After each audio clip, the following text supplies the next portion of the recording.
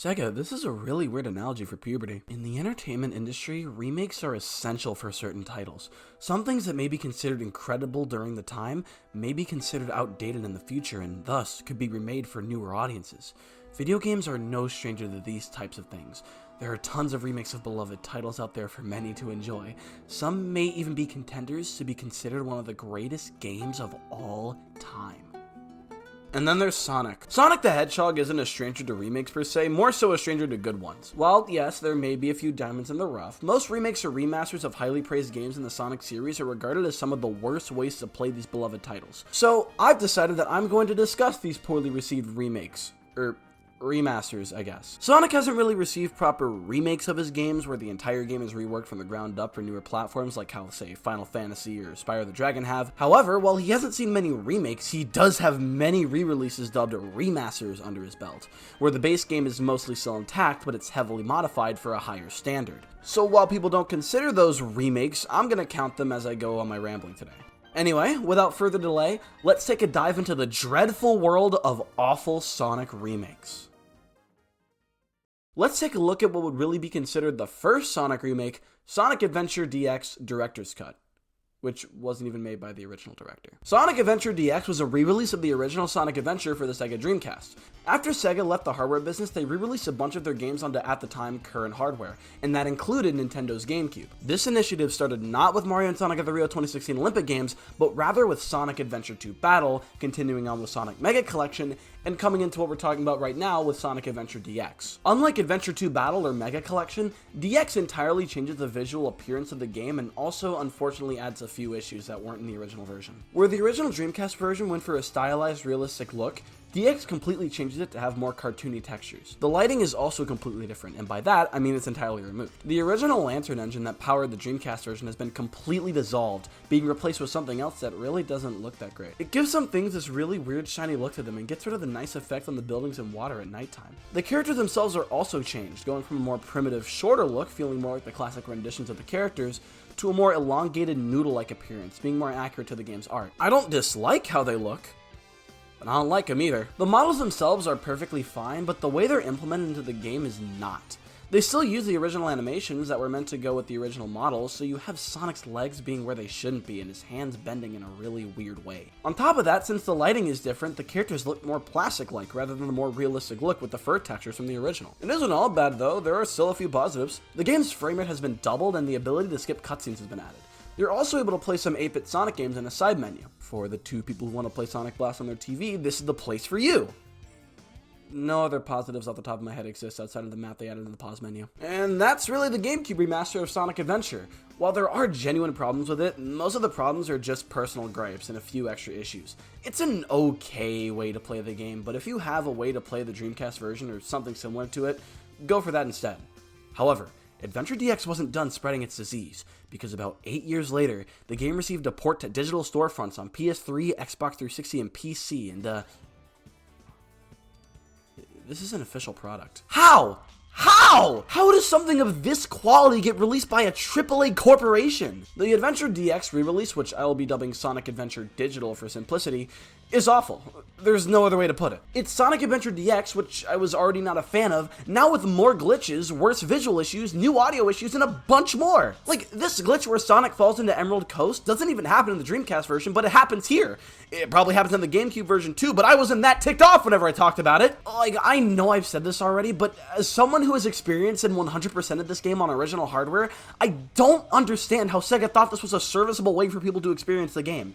If Adventure Digital is your only way you can experience the game, don't even bother. Honestly, don't even find another platform to play the game on. You don't deserve the game at that point. Although, if you have the PC version, there is a really cool mod called the Dreamcast Conversion that adds a bunch of stuff from the original version of the game, as well as fixing a bunch of glitches. It isn't the original Dreamcast version, but it's incredibly close to it. No matter what though, Adventure Digital is still an unacceptable way to play Sonic Adventure, and DX isn't that much better. Well, when there's a Sonic Adventure 1, there's also a Sonic Adventure 2. But not 3. Haha. Like I mentioned before, Sonic Adventure 2 also got re-released on the GameCube. It doesn't have many visual changes, save for the few small quality of life changes, slight lighting errors, and some of the cutscene models being replaced for some reason. No, instead, the main selling point of this re-release was the entirely redone multiplayer mode. That being said though, this version is not the one I'm going to be talking about today. That one's perfectly fine. There are a few issues, yeah, but the GameCube version is not that bad. Sonic Adventure 2 Digital. Of course, Sega thought that ruining Sonic Adventure 1 with a digital re-release wasn't enough, but they also had to ruin Sonic Adventure 2 as well. You know, this leaked a good while before its announcement, and Sega made a joke about it in the reveal trailer.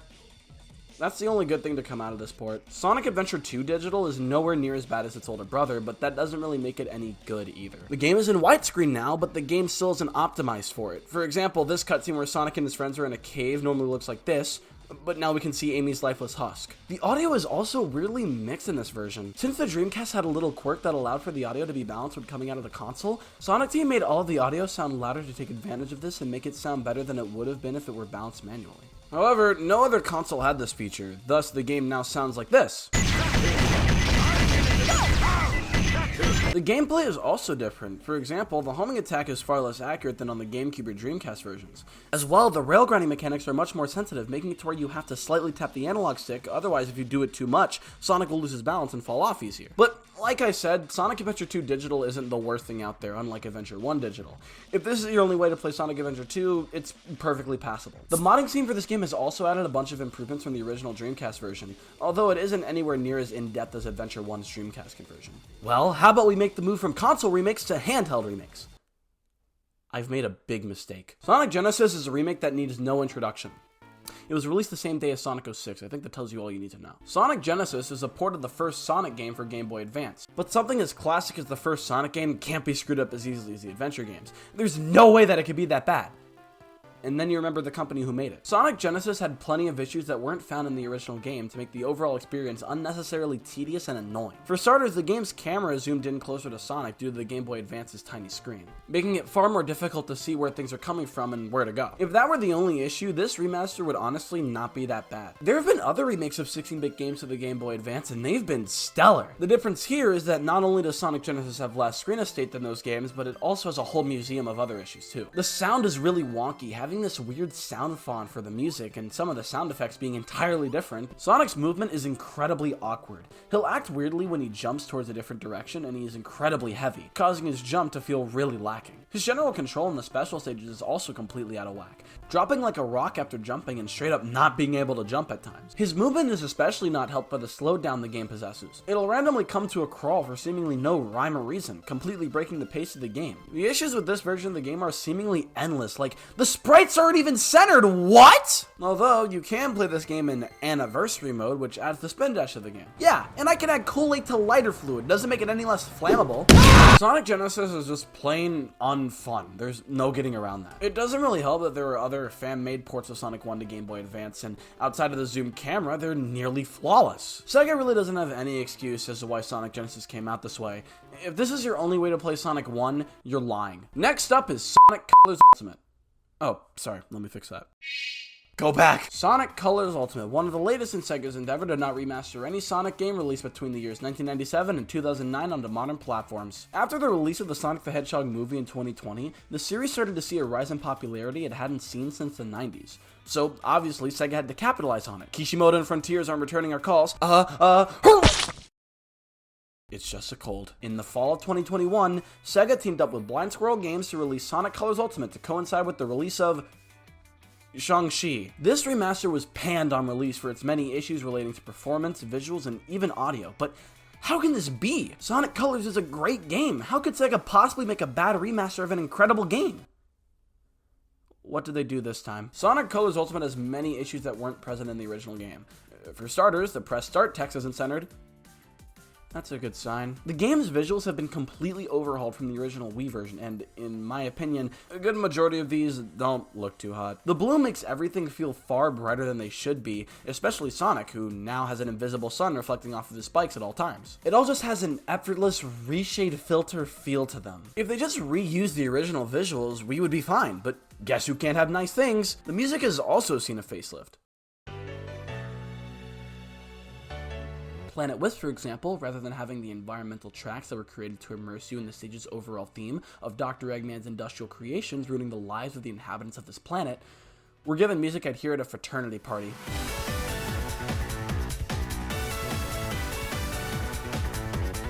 While there are a few tracks that I do genuinely enjoy, such as the rock remixes used for the bosses and Terminal Velocity, a majority of them feel like they ruin the original pieces, and I'm not a fan. There are also a few extra features, such as the ability to customize Sonic's design.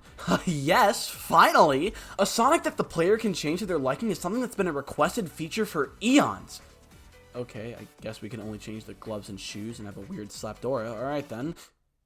The gloves aren't fully recolored. Okay, I feel like I'm not the high one here anymore. I mean, there are a few other options in this menu. Let's see what they've got. The menu lags. Let me repeat. The menu, in a game that is said to run on Xbox Series X, the world's fastest and most powerful console, lags. Sonic the Hedgehog, the Chicago of the video game industry.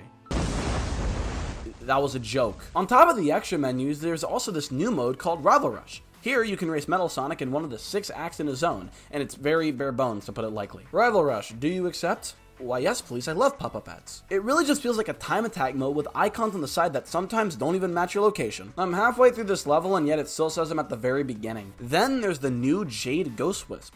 It has the ability to go through specific walls and enemies. However, it feels very slapped in, very slow, and not as well polished as the other lists that were in the original game. A lot of these extra features are really nice on paper, but they're dragged down by the horrendous polishing job done on them, and that goes for the whole remaster in general. This isn't even counting all the bugs and oddities I found in this version of the game, such as Sonic not properly warping out of the zone, making it feel like he's just jumping on the world map, certain effects on Wisp not appearing, reducing their impact, the smudgy look of the cutscenes due to the fact that they're AI upscaled, Sonic's pupils not moving along with the rest of his character, resulting in poses looking uncanny compared to their original counterparts, the distracting pop-in, Sonic's animations being slowed down in some areas, resulting in movement like this, and countless others. All of these issues are still in the game after numerous updates and the game being out for nearly 2 years. And if you think this is bad, what do you think will happen if my dad's girlfriend forgets the Wi-Fi password? Sonic Colors Ultimate on the Nintendo Switch is an enigma. Despite the original Sonic Colors releasing on the Nintendo Wii, the Nintendo Switch version is still somehow heavily downgraded. You've got your usual Sonic Switch affairs, such as this frame rate being dropped in half and the resolution being lowered, ridiculously long loading times, despite the fact that the Wii version loaded faster than the Xbox version, and a few other oddities. On top of that, since I wasn't connected to the internet when opening the game for the first time, I didn't get any of the patches that Sega released. Meaning that I don't just get the issues that were in the updated version I mentioned earlier, but I also get even more issues, such as the game slowing down in arbitrary places, textures not being in the right position, music stopping out of nowhere, sound effects only playing in specific ears, enemies falling faster than they should, and a bunch of others. Oh, sorry, this run wasn't really good. Let me start over. Just give it a minute. Still going. Yeah, no, this is pretty bad, but there's no way it could get worse. Ah! Why did you leave it like this? The colors are everywhere! My life is agony! Sonic Colors Ultimate is a bad port. That's really all I can say. And it hits hard for me, since this was one of the first Sonic games I ever played, and it grew to be one of my favorites in the series. A remaster of this game on modern platforms was something straight out of a dream for me, but Sonic Colors Ultimate slaps what made the original game so great right in the face and spits on its grave.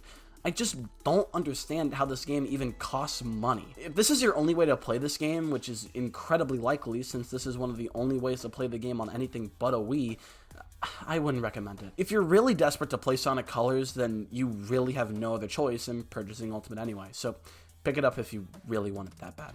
Otherwise, though, try picking up the original version of the game if you have a Wii or Wii U lying around. It works with all the controller types on the system, and it isn't expensive online.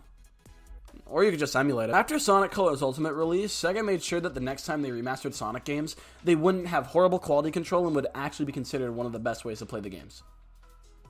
Okay, well, I partially lied. Just 1 year after the disaster that was Colors Ultimate, Sonic Origins dropped. It was a collection of the first 4 Sonic games, Sonic 1, 2, CD, and 3, remastered on the Retro engine to run in widescreen in 60 frames per second. Sonic 1, 2, and CD already got this treatment in the early 2010s, but this was the first time Sonic 3 was getting the treatment, so many people were intrigued by this release.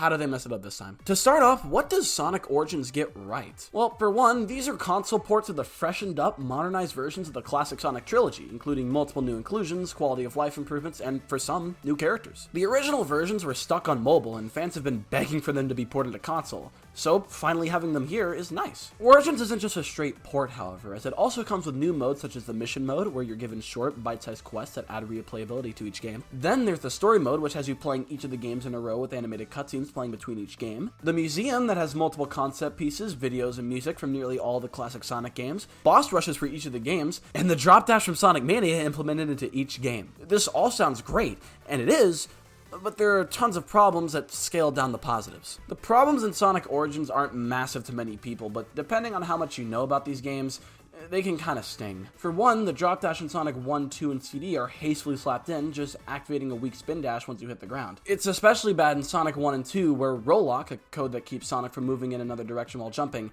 is still active when drop dashing, making it really awkward to move around. The visuals for each game are bizarre as well. The games are far blurrier than the mobile counterparts. This is especially noticeable if you're playing on a sharp display or on the Switch's handheld mode. The best assumption for why this could be is that Sonic Mania, a game that runs on the same engines as these games in Sonic Origins, had a clean filter as its default that was also blurrier, but if I remember correctly, it wasn't to this scale, and last I checked, the word Origins doesn't translate to Mania. The music for each game is also messed up. In the mobile version, each song was rigorously remastered to give off a sense of quality that couldn't be replaced with the Sega Genesis. So what did they do with Sonic Origins? Take those original Sega Genesis songs and record them off of an iPhone, of course.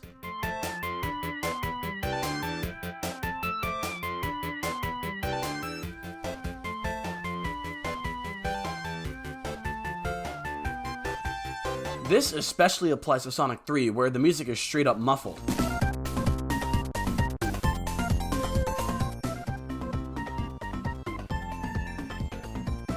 And if you think that's the only problem with Sonic 3, you probably don't know the cube root of 27. Sonic 3 and Knuckles being remastered was the most anticipated part of this release, and despite that, it was the part that had the most issues. The game is straight up not polished. There are many times where Sonic's hitbox was bigger than it was supposed to, and you can easily die in a way that doesn't feel like your fault. Certain objects weren't placed correctly, resulting in damage, or even straight up having incorrect flags, having Sonic fly somewhere that he's not supposed to, and let's just get this out of the way. If you aren't aware, the original version of Sonic 3 had a handful of songs that were produced by Michael Jackson and his associate, Brad Buxer. One of the tracks even went on to inspire one of Jackson's songs in the late 90s, Stranger in Moscow. While Buxer was credited in the final game, Jackson wasn't. The reasoning behind this is unclear, but it's likely it had to do with the fact that Michael Jackson in the 90s was Michael Jackson in the 90s. Sorry, Mom, that was just how it was. This is speculated as one of the main reasons as to why Sonic 3 was barely re-released until now. With MJ being dead and his estate hitting the gritty by his grave, Sega most likely didn't want to pay the royalties needed to get his songs back in the game. So instead, they said they planned to use the prototype tracks that were used before Jackson and Buxer's involvement. These tracks were already well known and liked by the Sonic community, so what's the problem with them being here? Well, these aren't the prototype songs that were well liked by the community. These are 16-bit versions of the Sonic and Knuckles collection tracks from 1987 that replaced the Jackson songs. While these were inspired by the prototype tracks, they took creative liberties with them. These versions of the songs are widely considered to be inferior to the actual prototype songs. Some evidence suggests that these remix versions of the songs weren't made for Sonic Origins, but rather made from an earlier prototype of Sonic 3 that wasn't used instead of the more loved versions. And I do have a justifiable reason to believe this. Observe. This was approved. The new Supersonic theme, which is notably higher quality than any other song in the game, uses the instruments found in Sonic the Hedgehog 4, which is meant to replicate the sounds of a Sega Genesis. It fails miserably. But I believe that the fact this song uses Sonic 4 instruments when every other replaced song uses actual Sega Genesis sounds and are also muffled like the Unchanged songs, and that these were all made by the same musical artist, Jun Sonoe, proves that the song tracks were likely used from another prototype. Why on earth would Jun Sonoe create songs that sound like Genesis songs and then Sonic 4 sounding music and use them in the same game? Well, I mean, this is a Sonic game. Sonic Origins as a whole isn't highly regarded by Sonic fans. Me though? I think it's fine. It still uses the definitive versions of the classic games, just with a few caveats. If you gave me the option to play the original versions of the games and the Origins versions, I'd pick the Origins versions in a heartbeat. They're widescreen, have more features, have quality of life updates, and are overall a better experience. I'd say that this collection is overhated and doesn't deserve the bashing that it gets. although you can't get a time over in Sonic 3. And so that was a look at most of the remakes in the Sonic the Hedgehog series. I'm sure there were a few I missed and a few that will probably release within the next few years, but those are the big ones. If there are any I missed here, then too bad, so sad, buddy. Remaking games can be important to allow more people to access them, but it seems that Sega is really going to need to step up their game if they're ever going to do this again, because the quality of these ports are incredibly inconsistent. They've been bad, terrible, awful, disgusting, and pretty alright. The world of Sonic Remakes is certainly a sight to behold. It's on the same levels as such sites as Niagara Falls, the Grand Canyon, and the Eiffel Tower. The only difference here is that people actually want to see those. Have you ever wanted to go out of your way to see Sonic Genesis? Yeah.